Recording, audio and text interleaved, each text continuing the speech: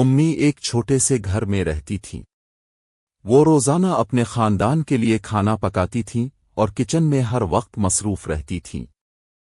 उनके हाथों का खाना हमेशा बहुत मज़ेदार होता था और पूरा घर उसकी खुशबू से महक उठता था। एक दिन उम्मी ने फैसला किया कि वो आलू के पराठे बनाएंगी। वो आलू छीलकर काटने लगें और मसाले तैयार करने लगें।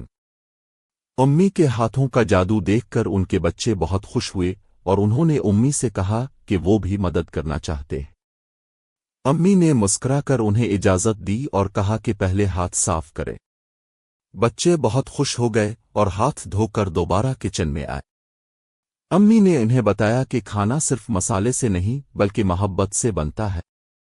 बच्चे ने मसाले की खुशबू सूंघी और मज़े से कहा कि ये तो बहुत अच्छा लग रहा है। अम्मी ने हंसते हुए कहा कि खाने का मज़ा तब है जब उसे दिल से बनाया जाए। फिर उन्होंने आटा गूंथना शुरू किया और पराठा बनाने की तैयारी की। बच्चे भी पराठा रोल करने लगे। थोड़ा आटा चिपक गया और कुछ गड़बड़ भी हुई, लेकिन उम्मी हंसकर उन्हें सिखाती रही। जल्द ही सब पराठे तैयार हो गए। पराठे तवे पर सुनहरी भूरे हो गए और खुशबू पूरे घर में फैल गई। बच्चे खुश होकर उम्मी से बोले कि ये पराठे बहुत मज़ेदार हैं।